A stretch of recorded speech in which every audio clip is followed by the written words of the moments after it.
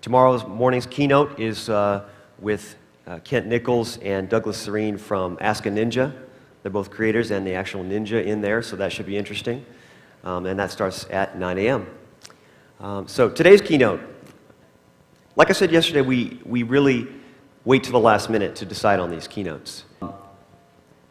Today's keynote was a little bit different because Jim Louderback was the former editor-in-chief of PC Magazine and went over to Revision 3, so kind of old media to new media. So I thought that would be a very interesting conversation about why he made that transition, and then about Revision 3 and what they're doing at their different shows. And so we're going to ask him some good questions and hopefully get to a few attendee questions as well. So please welcome Jim Louderback. Thanks. Thank you. Thank you very much. It's Sure. good to be here. All right. I think I'm going to have these shipped to my house after the show. You know, I'm going to sink into this couch like this. If it eats me, just pull me back out, okay? So let's start with this.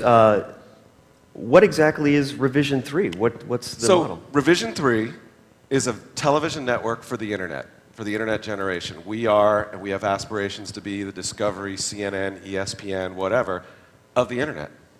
And so is there a route to take it, if it gets popular enough, to take it back to traditional TV or radio? Or? Well, it's a good question about distribution. For me, I want to be wherever the eyeballs are. So right now we're distributed via the internet on our own website, and we love iTunes, but I want to be everywhere, whether it's Rever or YouTube or video on demand or wherever the eyeballs might be tomorrow. So that's, we're about making the content. We don't care where people watch it.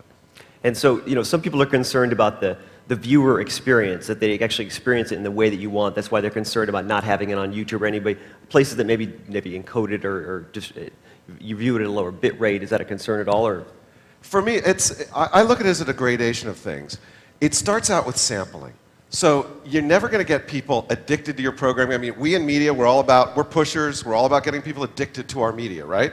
We're never going to get people addicted if we don't give them those free samples.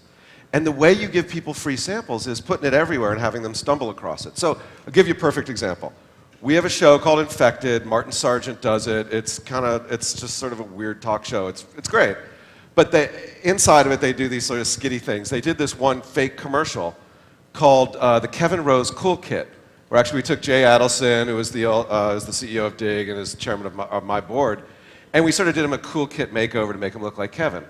Now, we took that and put it on YouTube, and got a lot of tremendous traffic on YouTube, but used it to drive people to our site so they could watch the whole show.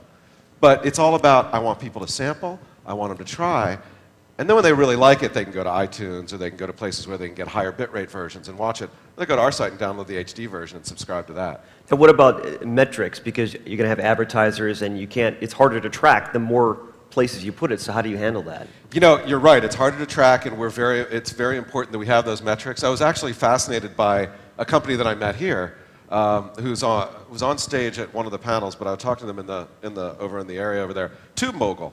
And if you haven't talked to TubeMogul, I think their concept is fascinating. They'll let you take that one file, put it out across all these different places, and then give you metrics on the way back. So all the stuff that I felt like we had to do on our own to set up those metrics, at least they talk a good game. They say they've got it set up. Well, let's back up a little bit. Coming from PC Magazine, old school media, print magazine, you know, a lot of people saying print, they're having a tough time. Why the transition? What did you see there? Well, it's interesting because in the time that I've been in media since 1991, I've been doing a lot of different things. So I sort of fell into PC Magazine. I got the magazine handed to me about 2 years ago, right around now, because I'd been running websites for Ziff Davis for 4 or 5 years and doing a good job of really turning the company around and bringing it into the internet era. So they said, well, you're doing such a good job there. Why don't you take this magazine and see if you can do anything with it?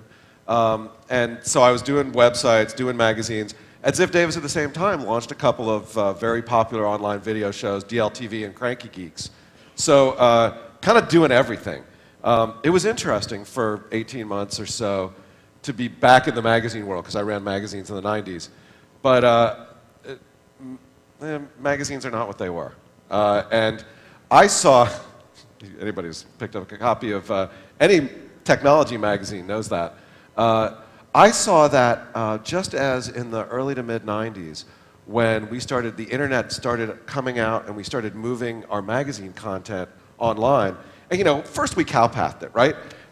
I was running the labs at PC Week, which is now eWeek, and in 1992 this guy came out and said, there's this thing called the internet and I want to put our reviews on it. And I said, yeah, fine, as long as you get your job done. So we may have been the first magazine on the internet, and we just basically took our reviews and our photos and we stuffed them up on the internet. You know, it's like cows walking down the same path in the pasture.